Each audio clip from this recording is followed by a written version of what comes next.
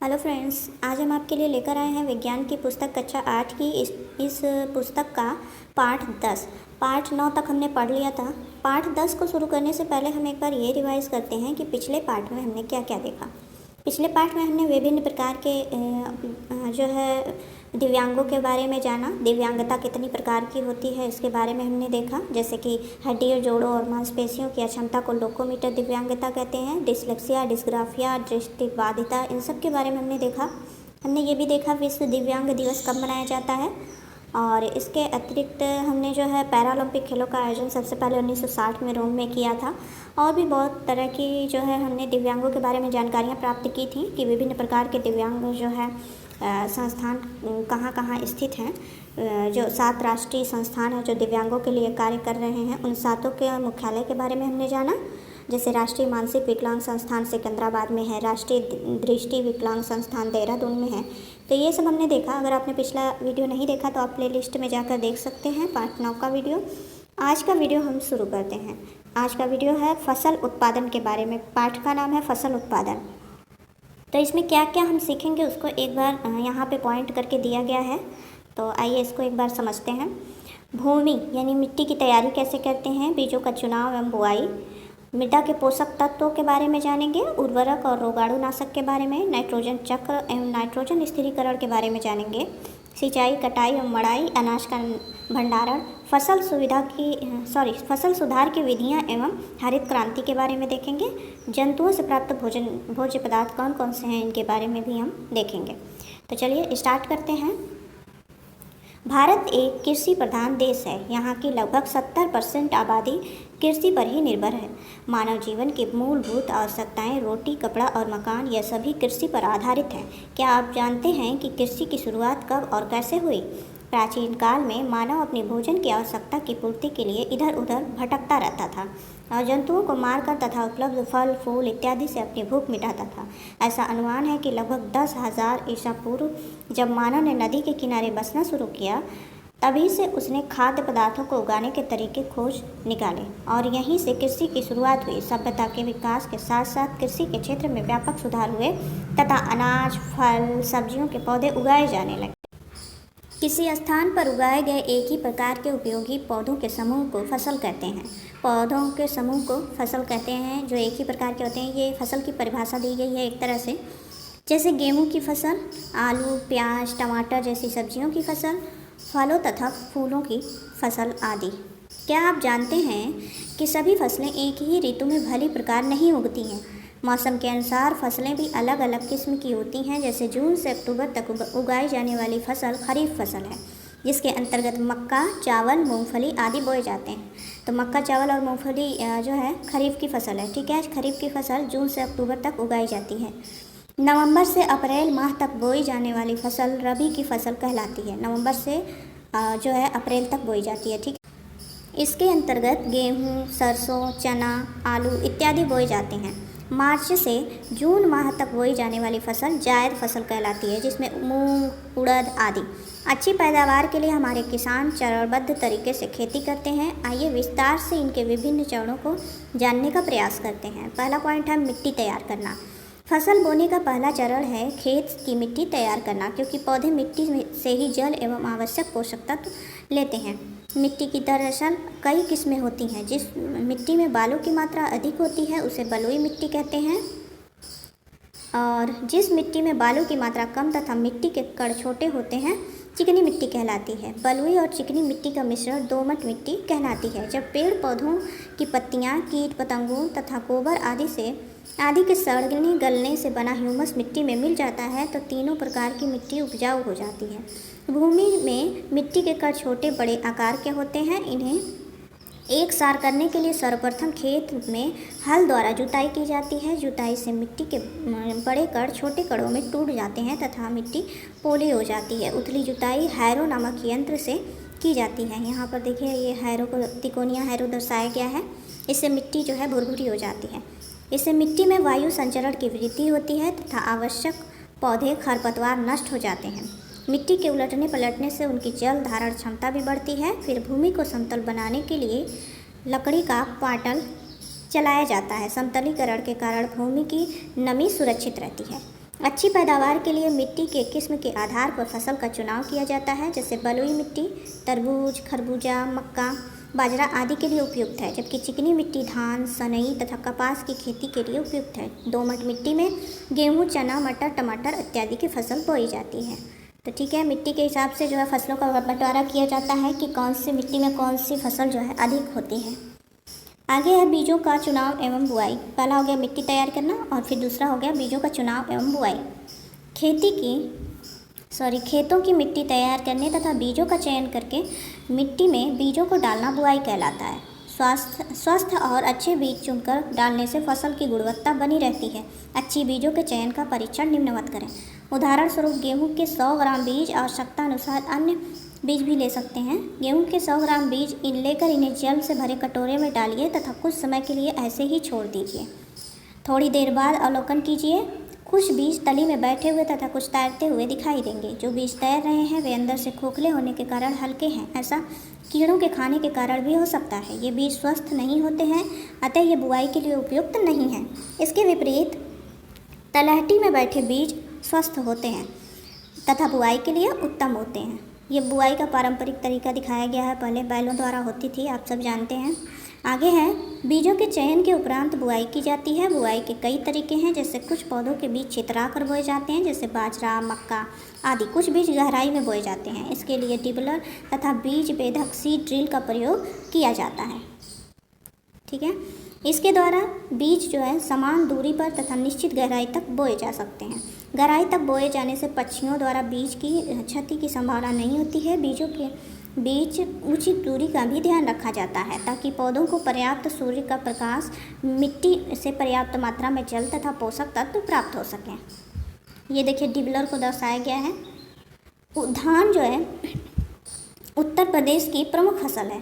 ठीक है, धान उत्तर प्रदेश की प्रमुख फसल है। धान की बुआई के लिए किसी छोटे भूभाग या पौध घर में धान के बीजों को बोया जाता है। जब इनके छोटे छोटे पौधे तैयार हो जाते हैं तो स्वस्थ पौधों को खेत में रोप देते हैं। इस फसल को खेत में खड़े पानी की आवश्यकता होती है। किसान ध्यान रखते हैं कि रुपाई के समय पौधे के मध्य उचित दूरी रखी जाए। बुआई के उपरांत बीज मिट्टी से पोषक तत्व प्राप्त करके वृद्धि करते हैं। ठीक है, बुआई के उपरांत बीज जो है मिट्टी से पोषक तत्व प्राप्त करके वृद्धि करते रहते हैं। तीसरा पॉइंट है मृदा से पोषक तत्व, मृदा के पोषक तत्व उर्वरक। ठीक है, पहला पॉइंट था मिट्टी तैयार करना, फिर बीजों का चुनाव और बुआई होगी। अब तीसरा पॉइंट है मृदा के पोषक तत्व और उर्वरक के बारे में हम देखेंगे। पौधे अपनी वृद्धि और विकास के लिए मृदा यानी मिट्टी से जल एवं खनिज लवण यानी पोषक तत्व प्राप्त करते हैं। यदि मृदा में पोषक तत्व पर्याप्त मात्रा में उपस्थित नहीं होते हैं तो फसलों की पैदावार और गुणवत्ता प्रभावित होती है। पौधों के लिए आवश्यक पोषक तत्वों को 3 भागों में बांटा गया है। पहला है मुख्य पोषक तत्व, जिसमें होता है कार्बन, हाइड्रोजन एवं ऑक्सीजन को पौधे जल एवं वायु से प्राप्त करते हैं, जबकि नाइट्रोजन, फास्फोरस तथा पोटेशियम को भूमि से प्राप्त करते हैं। ये मुख्य पोषक तत्व हैं। दूसरा है गौण पोषक तत्व, कैल्शियम, मैग्नीशियम, सल्फर आदि को पौधे मृदा से प्राप्त करते हैं। पौधों को इन पोषक तत्वों की आवश्यकता मुख्य पोषक तत्व की अपेक्षा कम मात्रा में होती है। और तीसरा है सूक्ष्म पोषक तत्व। पहला मुख्य पोषक तत्व जिसमें carbon, hydrogen, oxygen, nitrogen, phosphorus, potassium, और गौण पोषक तत्वों में आता है कैल्शियम, मैग्नीशियम, सल्फर। ठीक है, सूक्ष्म पोषक तत्व देखते हैं। पौधों को कुछ पोषक तत्व जैसे लोहा, तांबा, जिंक आदि की अति सूक्ष्म मात्रा ही पर्याप्त होती है। फिर भी इनकी कमी होने से पौधों की वृद्धि एवं विकास और फसल की पैदावार प्रभावित होती है। फसल की अच्छी पैदावार के लिए भूमि में सभी पोषक तत्वों की पर्याप्त मात्रा अति आवश्यक है। खेत में जब एक ही फसल वर्ष दर वर्ष लगाई जाती है तो भूमि की पोषकता प्रभावित होती है। इसके लिए एक फसल के बाद दूसरी विकल्पी फसल लगाने की प्रथा है। जैसे गेहूं की फसल के बाद दलहन की फसल लगाई जाती है, जिससे भूमि की उर्वरता बनी रहती है। इसे फसल चक्रण कहते हैं। ठीक है, इसी प्रकार कपास और मूंगफली भी साथ साथ लगाए जाने की परंपरा है। भूमि की उर्वरा शक्ति कुछ सीमा तक इन प्राकृतिक और पारंपरिक उपायों से सुरक्षित रह सकती है, लेकिन मृदा को अधिक उपजाऊ बनाने के लिए रासायनिक, कृत्रिम अथवा प्राकृतिक खाद का इस्तेमाल किया जाता है। खाद कार्बनिक पदार्थों का मिश्रण है। पौधों तथा जानवरों के अपशिष्ट जैसे गोबर, बेकार शाक सब्जियाँ, पौधे, पत्तियाँ एवं अन्य जैव अवशेष से प्राप्त कार्बनिक पदार्थ खाद कहलाते हैं।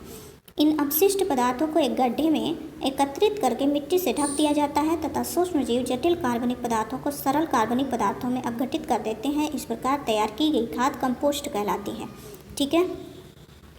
खाद के माध्यम से पोषक तत्व यदि पूरे न पड़ते हों तब रासायनिक उर्वरकों का इस्तेमाल किया जाता है। रासायनिक उर्वरक जैसे लवण तथा कार्बनिक यौगिक होते हैं जिनमें पौधों के लिए आवश्यक पोषक तत्व जैसे नाइट्रोजन, फास्फोरस, पोटेशियम, कार्बन आदि उपस्थित होते हैं। प्रमुख रासायनिक उर्वरक हैं urea, ammonia sulphate, potassium nitrate, super phosphate, offline इत्यादि। इसमें नाइट्रोजन तथा फास्फोरस प्रचुर मात्रा में पाया जाता है।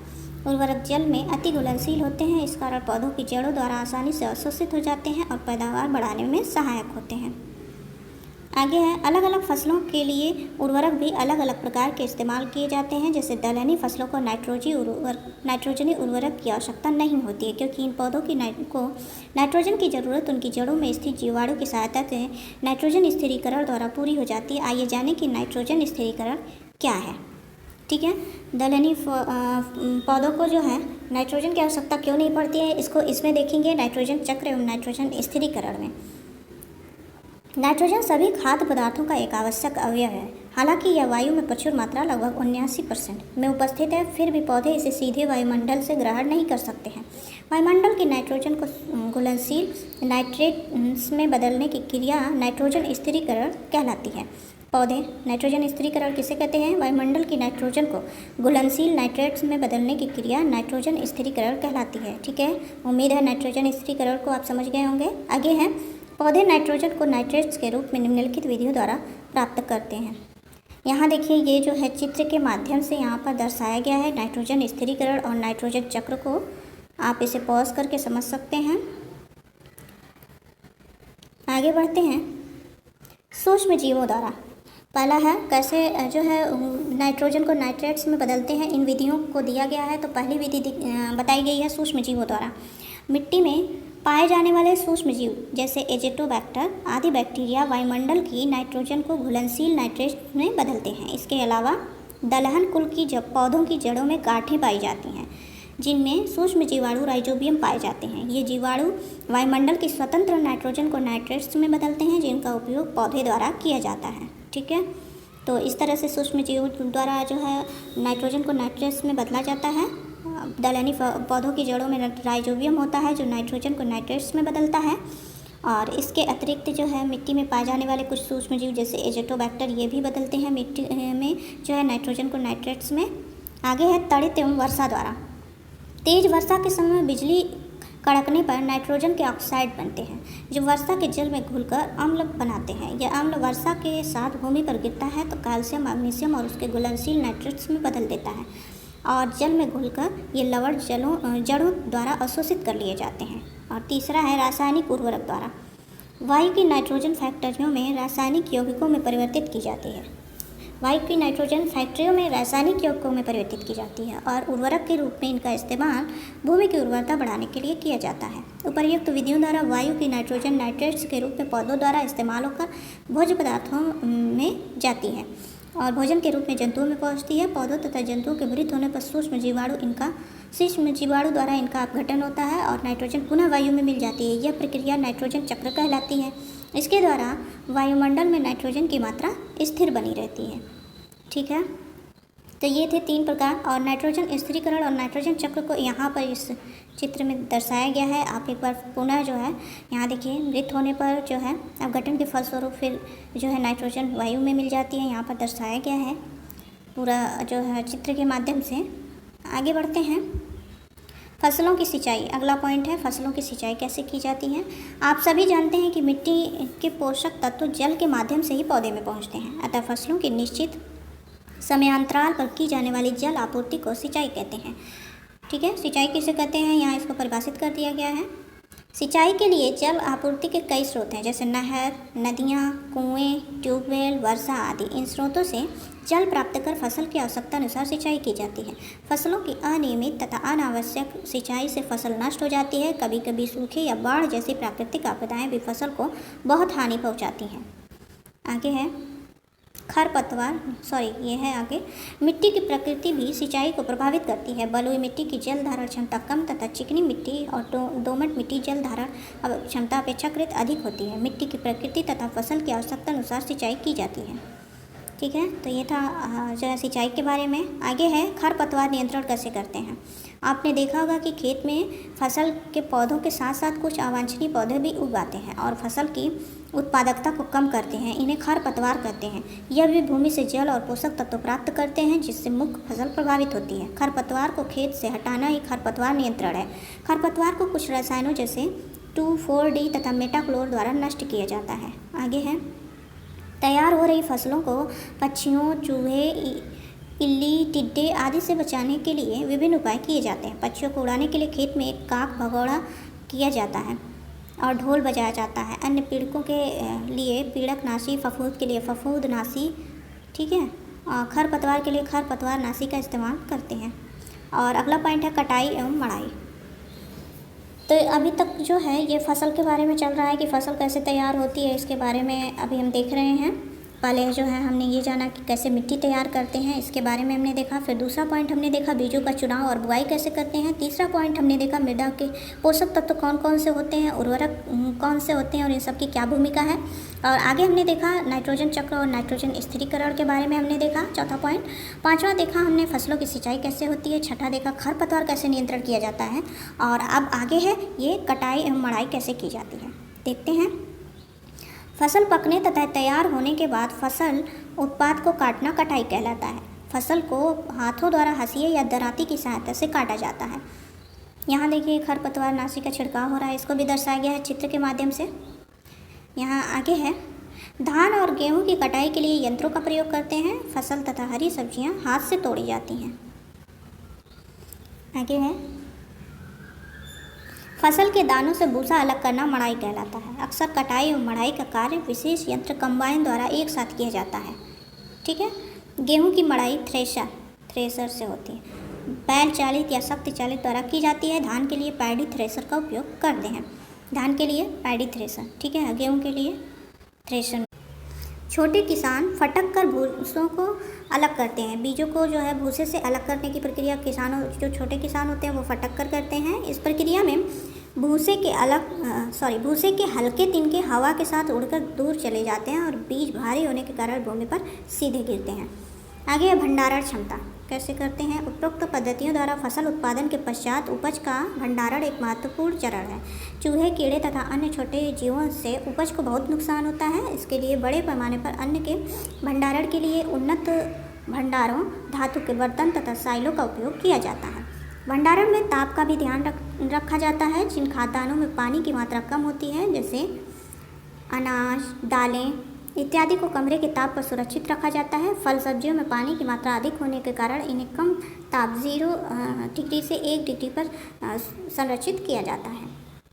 उचित भंडारण से निम्नलिखित उद्देश्यों की पूर्ति संभव है।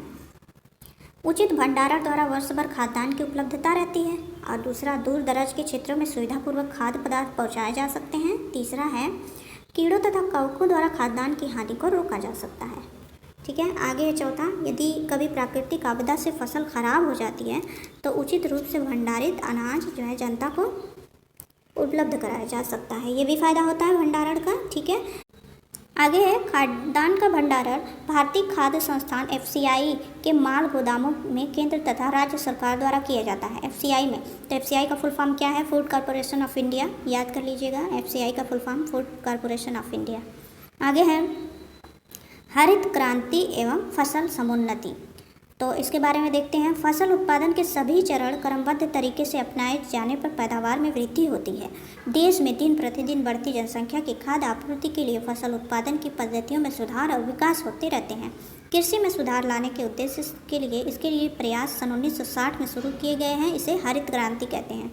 ठीक है, कृषि में सुधार लाने के लिए जो नवीन प्रयास शुरू किए गए उसे जो है हरित क्रांति के नाम से जाना जाता है। हरित क्रांति के तहत कृषि के क्षेत्र में आधुनिक कृषि यंत्रों जैसे ट्रैक्टर, हल सिंचाई के साधन जैसे ट्यूबवेल, उन्नत कोटि के बीज, कीटनाशक दवाओं तथा रासायनिक उर्वरकों के प्रयोग से फसल उत्पादन में पर्याप्त वृद्धि हुई है। फसल उत्पादन में वृद्धि का दूसरा उपाय फसलों की उन्नत किस्मों का विकास एवं उपयोग करना है। यह प्रणाली फसल समुन्नति कहलाती है। इसमें वांछित गुण वाली 2 भिन्न किस्मों में परस्पर संकरण करवाकर नई किस्म विकसित की जाती है। जैसे गेहूं की एक किस्म की उत्पादकता अधिक है, किंतु कवकों के द्वारा संक्रमण शीघ्र हो जाता है, जबकि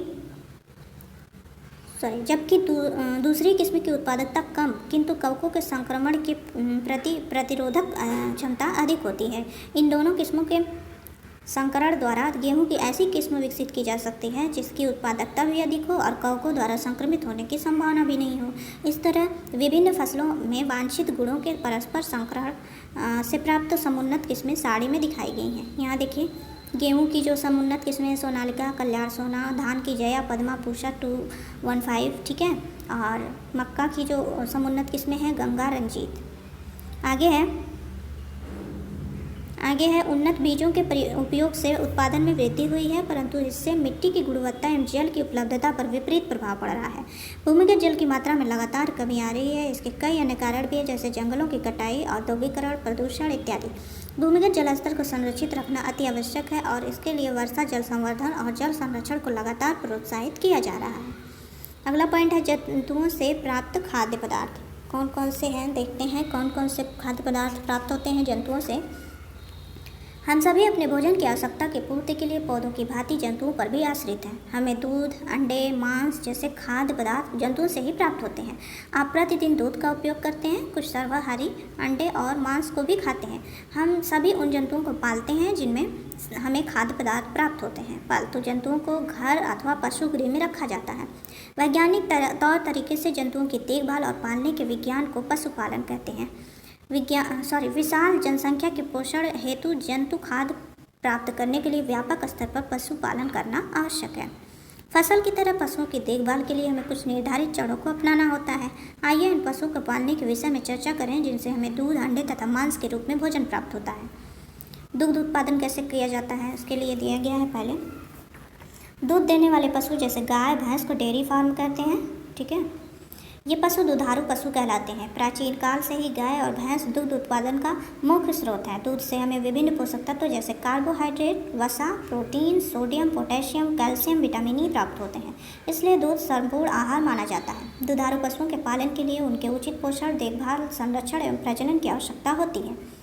उचित रखरखाव होने पर ये पशु लगभग 20 वर्षों तक दूध देते रहते हैं। इन पशुओं के आहार में घास, सूखा चारा, गेहूं का भूसा तथा दलहन का हरा चारा जैसे बरसीम, एल्फा इत्यादि शामिल है।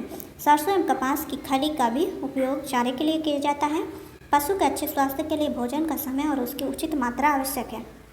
सामान्यतः चारा प्रातः एवं सायकाल दूध दोहने से पहले नाक में दिया जाता है। पेयजल भी दिन में 2 बार दिया जाता है। गांव में पशुओं को चरागाहों में छोड़ देते हैं, जहां से वे भोजन प्राप्त करते हैं, और नहाने के लिए तालाबों में छोड़ दिया जाता है। जबकि डेयरी फार्म में भोजन और साफ सफाई पशु गृह में ही होती है, ठीक है। डेयरी फार्म एवं स्वच्छ एवं हवादार आवास की व्यवस्था होती है। यह पक्के बने होते हैं। फर्श पर पुआल का बिछावन होता है। मल मूत्र निष्कासन की उचित व्यवस्था होती है, ठीक है। आगे है गाय और भैंस में कभी कभी संचरणी अथवा वायरस जनित रोग होते हैं, जैसे मुंह तथा खुर के रोग।